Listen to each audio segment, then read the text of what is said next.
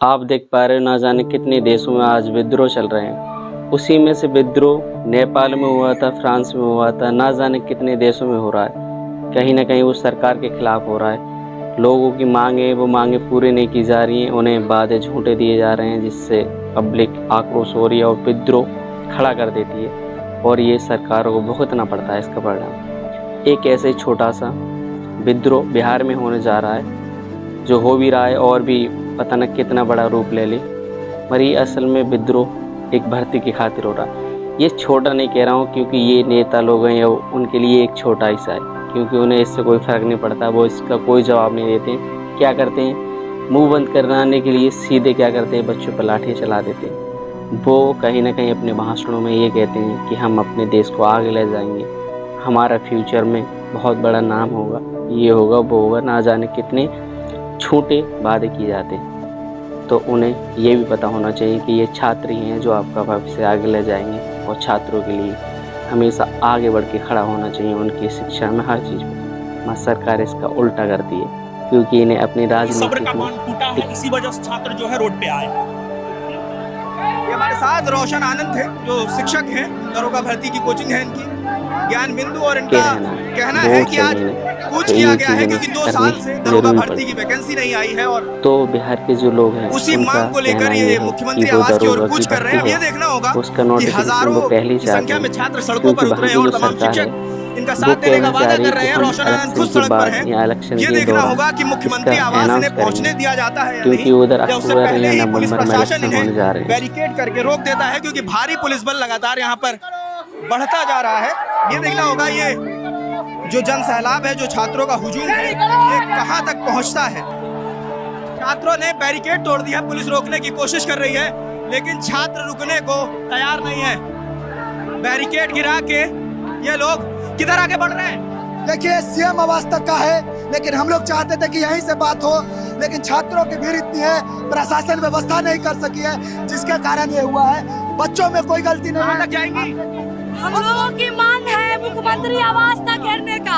जब तक हम लोग आवास नहीं करेंगे तब तक हम लोग ये तय करते रहेंगे। 2023 के बाद दरोगा की बहाली नहीं आई है। बच्चे रात दिन लाइब्रेरी में तैयारी कर रहे हैं, ये सोच के कि 2 स्टार लगाएंगे, लेकिन सरकार जो हमारी है ये सोई हुई है। इनको जगाने का काम हम लोग करेंगे। गहरी नींद में जो सोई है बिहार की सरकार, उनको समझना पड़ेगा कि जनता अब जाग चुकी है। सारे लोग जाग हुए हैं, लेकिन बीपीएससी क्यों नहीं जागा है? बिहार में जितना डंडा बिहार में जितना लिट्टी फेमस रही है, उतना बिहार पुलिस की डंडा फेमस। कितना पड़ रहा है? जी बिल्कुल, हम लोग की मांग है कि 2 साल से बिहार दरोगा की वैकेंसी नहीं हुई है, और जब जब हम सड़कों पर उतरते हैं ये हम पे लाठियां चलाते हैं, हमें जेल भेजने का काम करते हैं। तो हम बताएंगे जारी होता है तो दरोगा का कैलेंडर क्यों नहीं जारी होता? बीपीएससी का बहाली हर साल आता है तो दरोगा का बहाली क्यों नहीं आता है? कार्बन कॉपी आंसर शीट का क्यों नहीं दिया जाता है? कितना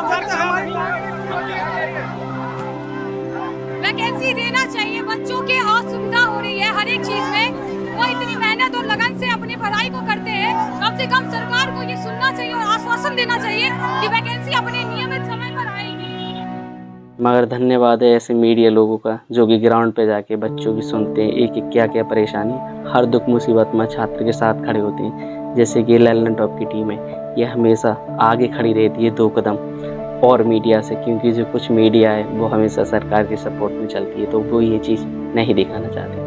मगर जो लल्लन टॉप की टीम है, लल्लन टॉप की पूरी टीम है, हमेशा 2 कदम आगे रहती है बच्चों की एक एक आवाज़ बुलंद करने के लिए। ग्राउंड पे जाके एक एक बारीकी से पूछते हैं क्या चीज़ है, किसकी कमी है, क्या बात है, क्या बात रखना चाहते हैं। ऐसे उन्होंने दिल्ली में करा था, यहाँ तक कि वो डिटेन भी हो गए थे, उन्हें भी गिरफ्तार कर लिया था। उसमें पता चलता है सरकार किस तरह की है कि वो पत्रकार भी बोलने की इजाज़त नहीं देते अपने खिलाफ। समझ सकते हो मगर क्या लल्लन टॉप की टीम कभी रुकती नहीं है, वो इस बिहार के प्रोटेस्ट में दिख रहा है। एक ग्राउंड पे जाके बच्चों के साथ मिलके उनकी आवाज़ मजबूत करने के लिए उनसे एक सवाल पूछ रहे हैं, उनके साथ चल रहे हैं, एक एक बारीकी सरकार तक पहुंचाने की कोशिश कर रहे हैं। वो हमेशा करते हैं और करेंगे। बहुत ही धन्यवाद है ऐसी टीमों का जो बच्चों की सुन रहे हैं, क्योंकि कहीं ना कहीं हमारे देश का फ्यूचर भी बच्चे हैं। और भी वीडियो देखें किस तरीके से बच्चों के साथ अन्याय हो रहा है। आनंद है जो इस प्रोटेस्ट को लीड कर रहे हैं, शिक्षक हैं, और इनका साफ तौर पर कहना है कि एक डेलीगेशन अभी मुख्य सचिव से मिलने गया है। ये इंतज़ार कर रहे हैं कि मुख्य सचिव इनको क्या आश्वासन देते हैं। अगर कोई पुरजोर आश्वासन नहीं मिलता है, इनकी मांगों पर मुकम्मल जवाब नहीं आता है, तो ये यहीं बैठेंगे। ये पटना का डाक बंगला चौराहा है और ये दृश्य देखिए, लोगों के हाथ में, छात्रों के हाथ में तिरंगा है। तिरंगा लहराते हुए वो लगातार मांग कर रहे हैं कि जो 2 साल से दरोगा भर्ती की वैकेंसी नहीं आई है वो हमें चाहिए। वो कह रहे हैं कि चुनाव तो टाइम पे होता है, लेकिन दरोगा का एग्जाम टाइम पे क्यों नहीं होता। इस टीम रोशन आनंद को अपने साथ लेकर जा रही है। अब ये नहीं पता कि ये इसके पीछे कारण क्या है, इसके पीछे क्या कारण है। कहाँ ले जा रहे हैं? प्रशासन के लोग मतलब उच्च अधिकारी से बात करवाने के लिए लेके जा रहे हैं। अटेंड नहीं कर रहे हैं। अब पता नहीं, हमको तो नहीं पता क्या होगा। हमको बता रहे हैं अधिकारियों से बात कर रहे हैं। इसी के चलते तो वो चाहते हैं कि हम जो अनाउंस है वो इलेक्शन के ठीक पास में करें, और वो अनाउंस कर देंगे, वो समथिंग कुछ ऐसा बताएंगे नहीं ठीक से हम इतनी वैकेंसी निकालेंगे, मगर जो छात्र है उनका कहना है कम से कम 1 लाख प्लस होनी चाहिए। वहाँ के छात्रों का कहना है करीब 2 साल हो गए, 2 साल से एक भी भर्ती अभी नहीं आई है। उसके साथ उनका कहना है ओमार सीट दी जाए इसके साथ, क्योंकि बीपीएससी है जो वो ओमार देती है, मगर इसमें कोई ओमार नहीं दी जाए। उनका ये कहना है इसमें भी ओमार दी जाए। तो इस पे भी वो सवाल उठा रहे हैं, मगर ये सवाल के वास्तव में वो सुन रही है सरकार जिससे वो कर रहे हैं, इसका जवाब नहीं। अगर वो सुनते तो आज इन छात्रों पर लाठियाँ चलाओ। ये छात्र जो हैं इनका कहना है कि कहीं ना कहीं हमें वे रास्ते न अपनाने पड़ जाएं जो दूसरे देश के लोग अपनाते हैं। ये छात्र का कहना है। कई वीडियो में उन्होंने ये जिक्र भी कहा है। तो ये चीज़ है, कई छात्र हैं जो शायरी के माध्यम से बहुत कुछ कहना चाहते हैं। एक की शायरी है वो मैं तुम्हें सुनाना चाहता हूँ। एक ने कहा है जो डलहौजी नहीं कर पाया वो ये हुक्कार कर देंगे, और इन लोगों को कमीशन दो, ये सरकार को नीलाम कर देंगे। ये छात्र तमाम अपने शेर शायरियों से ना जाने कितने रास्तों से अपनी आवाज़ पहुंचाने का प्रयास कर रहे हैं।